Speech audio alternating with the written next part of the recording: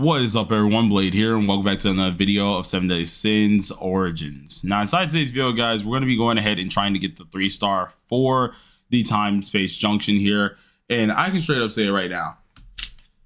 This caught me off guard. I've done this a lot of times here, and getting the 2-star isn't the hard part. Getting the 3-star has been a thorn in my side because we have to clear it within, of course, the 3 minutes and 30 seconds, and I've done 3 minutes and 47 seconds. And it's actually very annoying. It's very annoying. The team that I've been consistently clearing with is this one here. This isn't going to be a guide video, so of course it's not like this team will 100% do this. No, it's not like that. This is for my clearing purposes for 3-starring here. And I'm just probably explaining it to you guys. If you can, of course, replicate the team, you can replicate the team. But this isn't a surefire way to clear.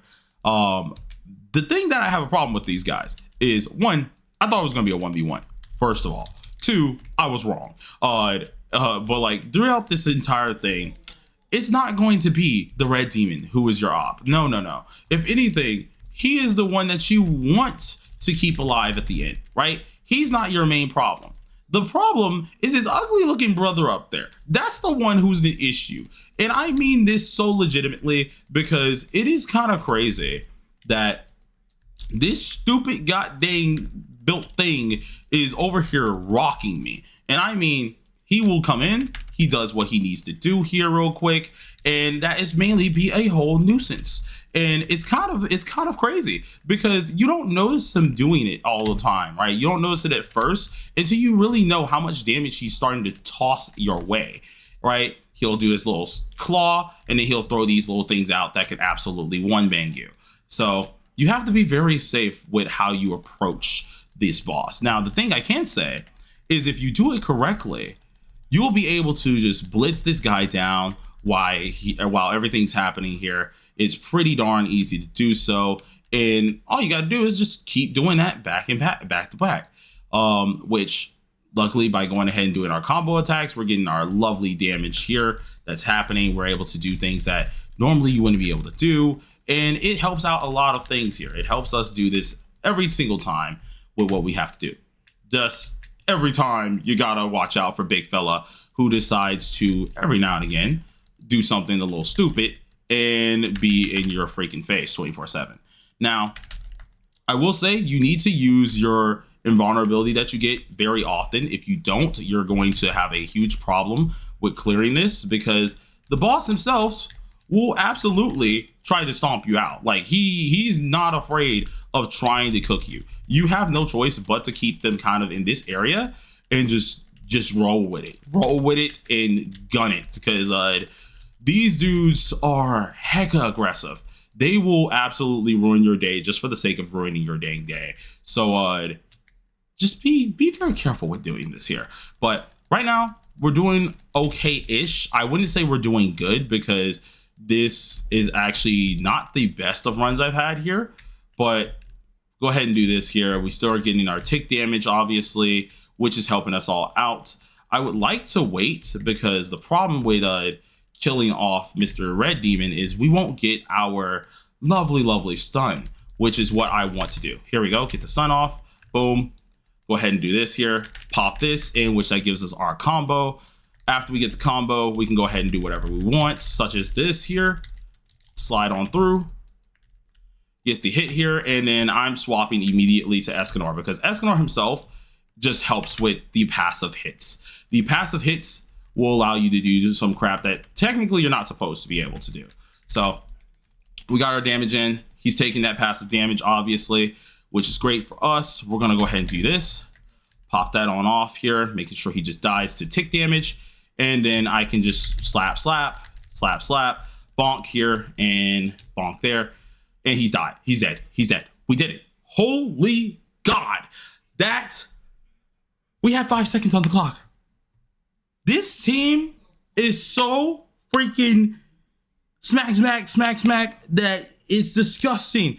All right, like holy moly, we beat that. Oh, dude, I've never been so stressed doing a time junction. Is it fun? Heck yes, but it is difficult as crap. And for people who aren't lucky or spend a little bit of cash, they might end up having some problems. So I'm gonna break this down once again in the best way I can say it without panicking, right? Step by step for a lot of you guys, because I know a lot of people are trying to do it early, stuff like that. If you want to clear this with 3 minutes on the clock, you need to have your characters really well built. In some cases, you may want to have some dupes. It will make it a lot easier. Now, there's several different teams you can use. If you're a person who doesn't want to use Gila, you don't need to sustain, right? You can use Jericho. Jericho helps you out with building the burst. It's easy. You're able to, of course, deal some decent damage pretty quickly. Awesome. That is as a burster. For a different sustainability character, you could probably use Tiore, but she's probably going to need to be highly duped out and built. And that's because of her heals. They're really nice to have, but you don't have a shield. If it's sustainability wise, these are the only two I recommend. If you want some extra damage, put in Slater. Slater does make this a little bit easier. Now, come into your DPSs, because I know people are going to ask me, what about DPS characters? What if I don't have Escanor? What if I don't do this? If Escanor is not available, the best thing you can do is look for characters that have extra DOT moments that can help you do more damage in general with just crits. This would be something like, if you're going to use the rest of the team here, you got to use Slater for the extra crit resistance down / crit damage. Awesome. Or you would end up deciding to say, okay, screw it. I don't want to use Slater for this here. I want to use Dradron. Dradron helps out with the attack percent, meaning your DOT is going to obviously deal more. You could probably use Dreyfus, who helps out with extending your DOT, much like Escanor does himself. There's obvious ones that you can do with this, but it is not going to be easy. Those teams, all of those characters are going to be very useful. I think I'm going to come out with a video that's talking about characters that could be useful for this. So look forward to that. It's going to be way more in depth and I'm going to have way more reasoning for it. But just a rule of thumb, if you're going to try to beat that, make sure you bait in, of course, that stun. The second Grey Demon comes down, you focus the hell out of Grey Demon. He has to be focused down. The quicker you kill him, the better. If you kill the Red Demon too fast, then it's just going to be a 1v1, and that still is decent for most people, but to an extent, a lot of people don't really like that. So, I mean, like, get the Ray Demon down if you can. Next tip from there is when he is on the ground, right, don't lock on. Don't do any of that good stuff, because locking on, especially when you're focusing on two enemies, you never know when the other one's going to stand up. You never know what's going to happen. So you need to make sure your lock off is not on, or at least your lock on is not on, and just focus manually. Then my third thing here is don't get greedy, right? Beating this isn't the problem. Beating it in the 3 stars is the issue, right? If you get too greedy, you're going to end up losing a lot. I can tell you that now.